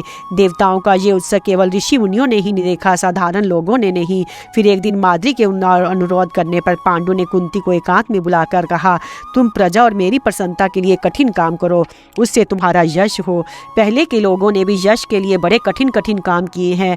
वह काम ये कि माद्री के गर्भ से संतान उत्पन्न हो। कुंती ने उनकी आज्ञा शिरोधार्य करके माद्री से कहा, बहन, तुम केवल एक बार किसी देवता का चिंतन करो, उससे तुम्हें अनुरूप पुत्र की प्राप्ति होगी। माद्री ने अश्विनी कुमारों का चिंतन किया। उस समय अश्विनी कुमारों ने आकर नकुल और सहदेव को जुड़वा उत्पन्न किया। दोनों बालक अनुपम रूपवान थे। उस समय आकाशवाणी ने कहा, ये दोनों बालक रूप, गुण और गुण में अश्विनी कुमारों से बढ़कर होंगे। ये अपने रूप, द्रव्य, संपत्ति और शक्ति से जगत में चमक उठेंगे। शतशृंग पर्वत पर रहने वाले ऋषियों ने पांडु को बधाई दी और बालकों को आशीर्वाद देकर क्रमशः नामकरण किया। युधिष्ठिर, भीम, अर्जुन और नकुल, सहदेव ये 1-1 वर्ष के अंतर से उत्पन्न हुए थे। बचपन में ऋषि और ऋषि पत्नियां इनके प्रति बड़ी प्रीति रखते थे। राजा पांडु भी अपने पुत्र और पत्नियों के साथ बड़ी प्रसन्नता से वहां निवास करने लगे। बसंत ऋतु थी, सारे वन वृक्ष पुष्पों से लद रहे थे। उनकी शोभा देख देखकर सभी प्राणी मुग्ध हो रहे थे। राजा पांडु उसी वन में विचर रहे थे। उनके साथ अकेली माद्री भी घूम रही थी। वह सुंदर वस्त्र धारण किए बहुत ही भली लग रही थी। युवा अवस्था, सिर पर झीनी साड़ी और मुख पर मनोहर मुस्कान देकर पांडु के मन में काम भाव का संचार हो गया, मानो वन में आग लग गई हो। उन्होंने बलपूर्वक माद्री को पकड़ लिया। उसके बहुत कुछ रोकने और यथाशक्ति छुड़ाने की चेष्टा करने पर भी उसे नहीं छोड़ा। वे काम के नशे में इस प्रकार चूर हो रहे थे कि उन्हें शाप का कुछ ध्यान ही न रहा। दैववश वे माथुन धर्म में प्रवृत्त हुए और उसी समय उनकी चेतना नष्ट हो गई। माद्री उनके शव से लिपटकर आतर स्वर से विलाप करने लगी। कुंती 5 पांडवों को लेकर वहां पहुंची। कुछ दूर रहने पर ही माद्री ने कहा, बहन, तुम बच्चे को वही छोड़कर अकेली यहाँ आओ। वहां की दशा देखकर कुंती शोकग्रस्त हो गई। वह विलाप करके बोली, मैंने तो सर्वदा अपने पति देव की रक्षा की थी, आज उन्होंने शाप की बात जानबूझकर भी तेरा कहना क्यों नहीं माना। माद्री ने कहा, बहन, मैंने तो बड़ी नम्रता और विकलता के साथ इन्हें रोकने की चेष्टा की, परंतु होनहार ही ऐसा था, ये अपने मन को वश में नहीं रख सके। कुंती ने कहा, अच्छी बात, अब तुम उठो, पतिदेव को छोड़कर इधर आओ, तुम इन बच्चों का पालन पोषण करो। मैं उनकी बड़ी पत्नी हूँ, इसलिए इनके साथ सती होने का मुझे अधिकार है। मैं अब इनका अनुगमन करूँगी। माद्री ने कहा, बहन, अपने धर्मात्मा पति के साथ मैं ही सती होंगी। मैं अभी युवती हूँ, मुझे ही इनके साथ जाना चाहिए। तुम बड़ी हो बहन, इतने के लिए मुझे आज्ञा दे दो। तुम मेरे पुत्रों के साथ भी अपने ही पुत्रों जैसा व्यवहार करना। मुझसे विशेष आसक्ति के कारण ही पतिदेव की मृत्यु हुई है, इसलिए भी मैं ही इनके साथ सती होंगी। माद्री ऐसा कहकर अपने पतिदेव के साथ चिता पर चढ़ गई और पतिलोक सिधारी। हस्तिनापुर में कुंती और पांडवों का आगमन तथा पांडु की अंत्येष्टि क्रिया। वैशंपायन जी ने कहा, जन्मेजय, पांडु की मृत्यु देखकर दिव्य ज्ञान संपन्न महर्षियों ने आपस में सलाह की। उन्होंने सोचा कि परम यशस्वी महात्मा पांडु अपना राज्य और देश छोड़कर इस स्थान में तपस्या करने के लिए हम तपस्वियों की शरण आए थे। उन्होंने अपने नन्हे नन्हे बच्चे और पत्नी को धरोहर के रूप में सौंपकर स्वर्ग की यात्रा की है। अब हम लोगों के लिए उचित है कि उनके पुत्र अस्थि और पत्नी को ले चलकर वहां पहुंचा दे, यही हमारा धर्म है। ऐसा विचार करके तपस्वियों ने भीष्म और धृतराष्ट्र के हाथों पांडवों को सौंपने के लिए हस्तिनापुर की यात्रा की। थोड़े ही दिनों में वे लोग हस्तिनापुर के वर्धमान द्वार पर आ पहुंचे। अनेक चारण आदि देवताओं के साथ मुनियों का आगमन सुनकर लोगों को बड़ा आश्चर्य हुआ।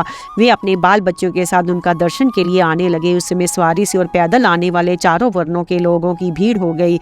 उस समय किसी के मन में भेदभाव नहीं था। भीष्म, सोमदत्त, वाहिक, धृतराष्ट्र, विदुर, सत्यवती, काशीराज की कन्या गांधारी और दुर्योधन आदि धृतराष्ट्र कुमार सभी वहां आए। सब उन महर्षियों को प्रणाम करके बैठ गए। भीड़ का कोलाहल शांत हो जाने पर भीष्म ने ऋषियों का सत्कार किया और अपने राज्य तथा देश का कुशल समाचार निवेदन किया। सबकी सम्मति से एक ऋषि ने खड़े होकर कहना शुरू, कुरुवंशी रोमनी राजा पांडु विषयों का त्याग करके शतशृंग पर रहने वाले लगे थे। वे तो ब्रह्मचर्य व्रत का पालन करते थे, परंतु दिव्य मंत्र के प्रभाव से धर्मराज के अंश से युधिष्ठिर, वायु के अंश से भीमसेन और इंद्र के अंश से अर्जुन, अश्विनी कुमारों के अंश से नकुल सहदेव का जन्म हुआ है। पहले तीनों कुंती के पुत्र हैं, पिछले दोनों माद्री के। इनके जन्म वृद्धि वेद्याध्ययन को देखकर राजा पांडु को बड़ी प्रसन्नता होती, परंतु आज 17 दिन की बात है, वे पितृलोकवासी हो गए। माद्री भी उन्हीं के साथ सती होगी। अब आप लोग जो उचित समझे वह करें। ये हैं उन दोनों के शरीर की अस्थियां और ये हैं उनके पुत्र। आप लोग इन बच्चों और उनकी माता पर कृपा रखें। साथ ही प्रेत कार्य समाप्त हो जाने पर राजा पांडु के लिए पितृमेध यज्ञ करें। इतना कहकर वे ऋषि और उनके सभी साथी अंतर ध्यान हो गए। सभी लोग इन सिद्धि तपस्वियों को गंधर्व नगर के समान दर्शन करके बड़े विस्मित हुए। अब राजा धृतराष्ट्र ने आज्ञा दी कि विदुर, तुम महाराजा पांडु और महारानी माद्री की अंत्येष्टि क्रिया राजोचित सामग्री से कराओ और उनके लिए पशु, वस्त्र, अन्न तथा आवश्यक धन का दान करो।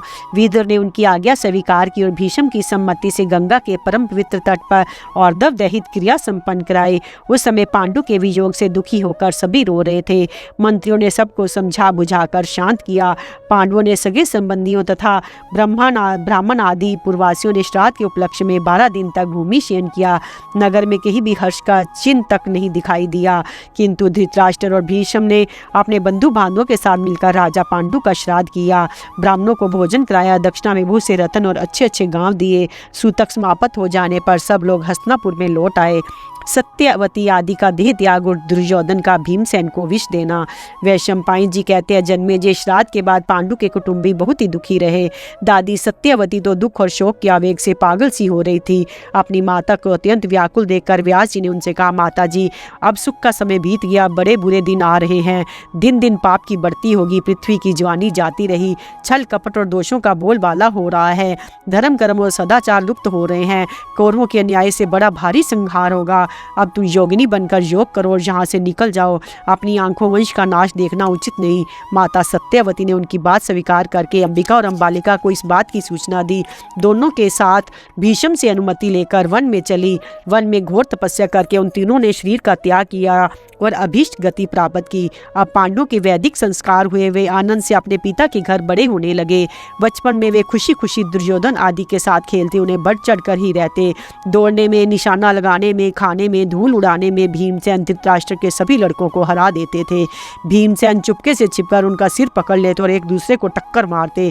अकेले भीमसेन सभी भाइयों को बाल पकड़ पकड़ कर खींचते और जमीन में घसीटने लगते। इससे इनके शरीर छिल जाते। वे 10-10 बालकों को अंकबार में भरकर पानी में डुबकी लगाते, उनकी दुर्दशा करके छोड़ते। जब दुर्योधन आदि बालक किसी वृक्ष पर चढ़कर फल तोड़ते तो ये पैर की ठोकर से पेड़ हिला देता और ऊपर से फलों के साथ बच्चे भी टपक पड़ते। भीमसेन को कुश्ती में, दौड़ने में या किसी प्रकार के युद्ध में कोई नहीं पाता था।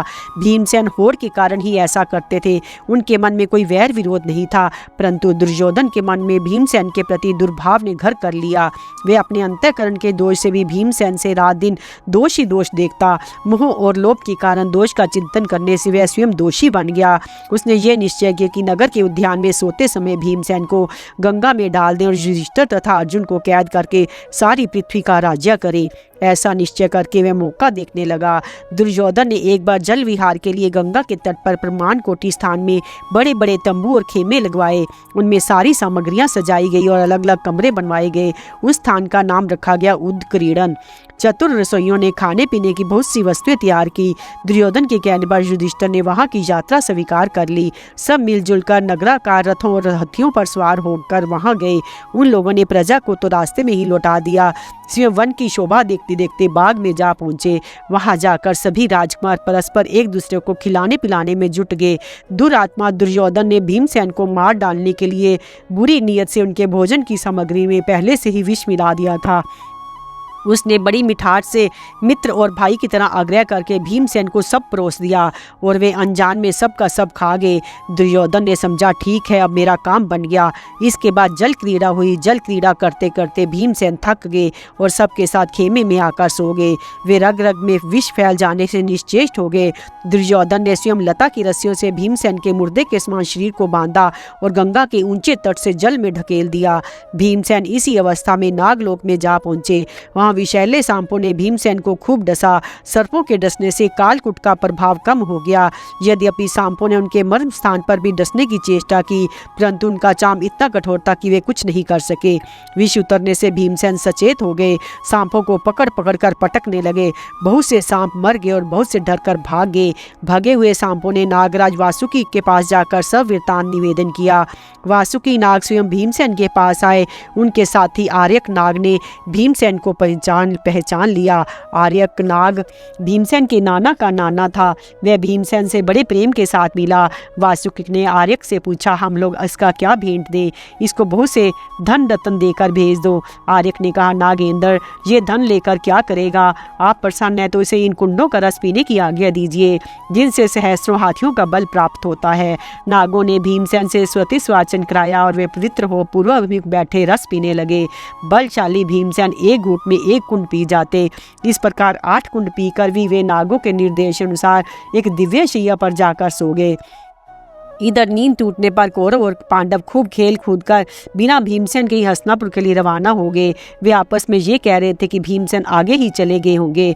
दुर्योधन अपनी चाल चल जाने से फूला न समाता था। धर्मात्मा युधिष्ठिर के पवित्र हृदय से भीमसेन की स्थिति की कल्पना भी नहीं हुई थी। वे दुर्योधन को ही अपने ही समान शुद्ध समझते थे। उन्होंने माता कुंती के पास जाकर पूछा, माता जी भीमसेन यहाँ आ गए क्या? हमने तो वहाँ भी उनको बहुत ढूंढा, परंतु ना मिलने पर सोचा कि घर चले गए होंगे। आपने उन्हें कहीं भेजा तो नहीं है? हम बड़े व्याकुल हो रहे हैं। ये सुनकर कुंती घबरा गई। उन्होंने कहा, भीमसेन यहाँ नहीं आया, उसे शीघ्र ढूंढने का प्रयत्न करो। कुंती माता ने तुरंत विदुर जी को बुलवाया और बोली, विदुर जी भीमसेन का पता नहीं है, सब आगे हैं परंतु वह नहीं लौटा। दुर्योधन की दृष्टि में वह सर्वदा खटका रहता है। दुर्योधन बड़ा क्रूर, शुद्र, लोभी और निर्लज है। कहीं उसने क्रोधवश मेरे वीर पुत्र को मार ना डाला हो। मेरे हृदय में बड़ी जलन हो रही है। विदुर जी ने कहा, कल्याणी ऐसी बात मुँह से ना निकालो, शेष पुत्रों की रक्षा करो। दुरात्मा दुर्योधन से पूछने पर वह और चिढ़ जाएगा। दूसरे पुत्रों पर भी आपत्ति आ जाएगी। महर्षि व्यास के कथनानुसार तुम्हारे पुत्र दीर्घायु हैं। भीमसेन चाहे कहीं भी हो, लौटेगा अवश्य। विदुर जी समझा बुझाकर चले गए। कुंती माता चिंतित हो गई। उधर नागलोक में बलवान भीमसेन 8वें दिन रस पच जाने पर जगे। नागों ने भीमसेन के पास जाकर उन्हें बहुत तसल्ली दी और कहा, आपने जो रस पिया वह बड़ा बलवर्धक है। आप 10,000 हाथियों के समान बलवान हो जाएंगे। युद्ध में आपको कोई नहीं जीत सकेगा। अब आप दिव्य जल से स्नान करके पवित्र श्वेत वस्त्र धारण करें और अपने घर पधारें। आपके विछोह से सभी भाई अत्यंत दुखी हो रहे हैं। फिर भीम ने वहाँ खा पी कर दिव्य वस्त्रभूषण से सुसज्जित हो नागों की अनुमति से ऊपर आए। नागों ने उसे बगीचे तक पहुंचा दिया। फिर अंतर ध्यान हो गए। भीमसेन ने अपनी माता के पास आकर उन्हें तथा बड़े भाई को प्रणाम किया। छोटों के सिर सूंघे। सभी प्रेम से आनंद मनाने लगे। भीमसेन ने दुर्योधन की सारी करतूत कह सुनाई और ये भी बताया कि नागलोक में क्या सुख दुख मिला। राजा युधिष्ठिर ने भीमसेन से बड़े महत्व की बात कही, भाई बस अब चुप हो जाओ, ये बात कभी किसी से न कहना। हम लोग आपस में बड़ी सावधानी के साथ एक दूसरे की रक्षा करें। दुरात्मा दुर्योधन ने भीमसेन के प्यारे सारथी को गला घोट कर मार डाला। धर्मात्मा विदुर ने पांडवों को यही सलाह दी कि तुम लोग चुप रहो। भीमसेन के भोजन में एक बार और विष डाला गया। युयुध से इसका समाचार पांडवों को दे दिया, परंतु भीमसेन ने वह विष खाकर भी बिना किसी विकार के पचा लिया। दुर्योधन, कर्ण और शकुनी ने भीमसेन को विष से ना मरते देखकर उन्हें तरह तरह से मारने की चेष्टा की, परंतु पांडव सब कुछ जानबूझकर भी विदुर की सलाह के अनुसार चुप ही रहे। राजा धृतराष्ट्र ने देखा कि सबके सब राजकुमार खेल कूद में लगे रहते हैं। तब उन्होंने गुरु कृपाचार्य को ढूंढवाकर शिक्षा देने के लिए उन्हें सौंप दिया।